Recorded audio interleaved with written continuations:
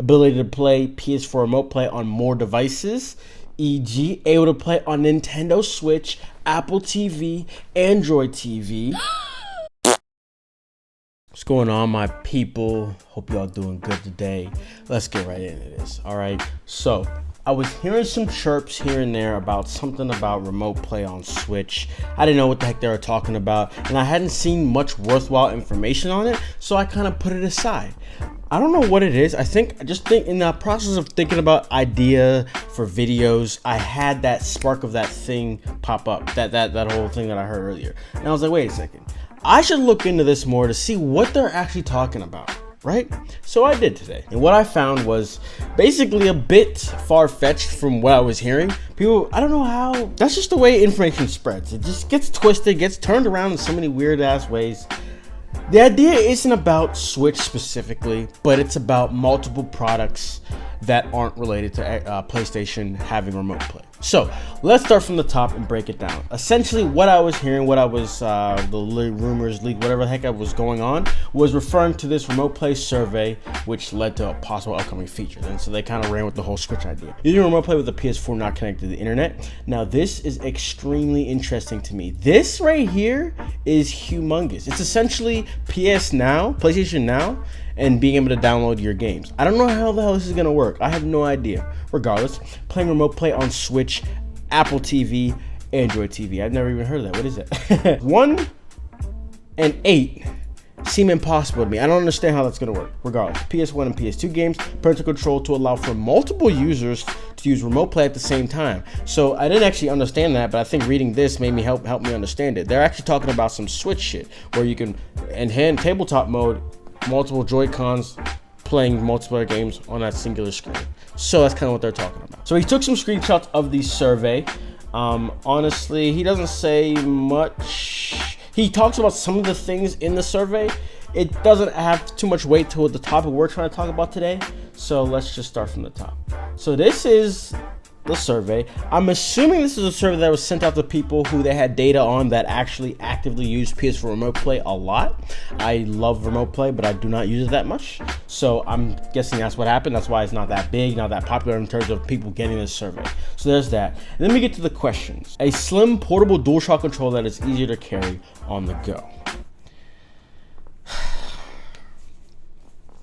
Wait a second. Wait.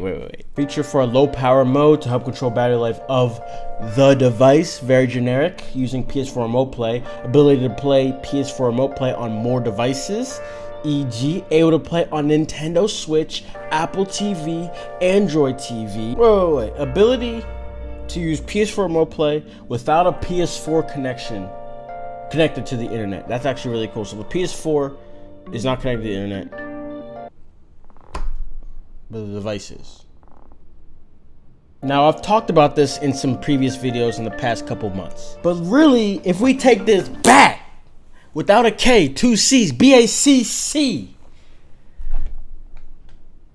potential of a PlayStation Switch, that is literally what they're talking about to an extent. So this ain't here, I'm not here to recap shit. All I'm trying to say, guys, is I have been preaching about this idea that remote play should and will be blown up into something bigger next generation. Now, I don't know, I have said I don't know if it's going to be during the release of PS5 or later down the road of PS5's life cycle. But there is no reason for them to not utilize this crazy technology that they have created, that being remote play. Couple that with PS Now, and you have everything anywhere.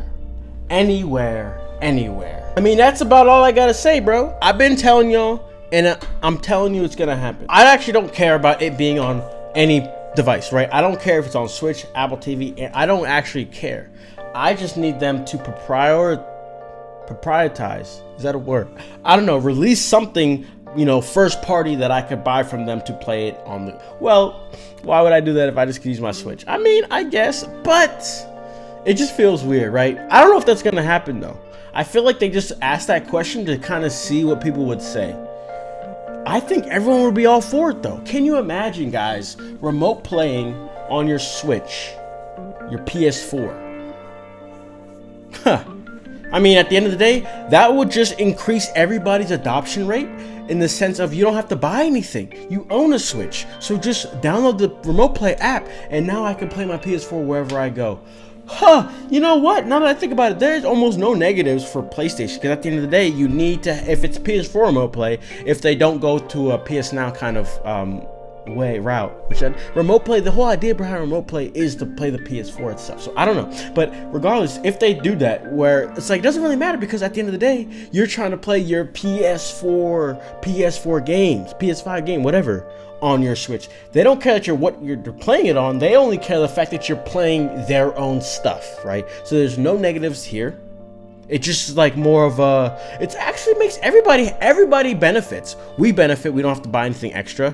They benefit because you're using their own service, you're playing their games, meaning you bought it, right? And then Switch, Nintendo profits, because now people want to get a Switch because they're getting double for their money. They're going to be able to play their own, obviously, first party native Switch titles, plus everything that their PS4 has. Now, last thing that I want to point out, it just came into my head right now. This is a great example of what Shawn Layden has mentioned in the past. He has said that they do not see Nintendo Switch as an actual competitor. They see the Switch as a complementary addition to a gamer's resume, right? They see that Switch's boom in selling and whatever, and models being sold was not affecting their own growth. That's what he said. And this was prime whenever PS4 was still climbing. Obviously last year it was not really going anywhere because it's next gen's coming, but at that time he said that, right? So they don't really care. They know y'all got a PS4. They know y'all want a PS5, so they're like, why don't we just help you? You own that Switch as a side thing, not your main console. That's key. So why don't we just provide for you? So at the end of the day, this is actually amazing. And this is the first iteration that what I've been saying has some type of Sony cosign, right? To an extent. That's what this is saying. So let me know what you guys think. I'm pretty sure you're all gonna like this, especially if we can just not have to buy anything and it's on our Switch. Shoo-wee, bruh. And maybe that's where the whole multiple controllers on one screen comes into play, because if it is on a Switch, you're gonna have multiple controllers in the handheld fashion. So, wow. Let me know what you guys think. That would actually be pretty cool. My Switch stays on there in the living room. If I want to play on PS4, just remote play it. So yeah, let me know what your thoughts are in the comments below. Be sure to leave a like, subscribe for more content. So yeah, that's all I gotta say. So I'll see you all in the next video. Peace.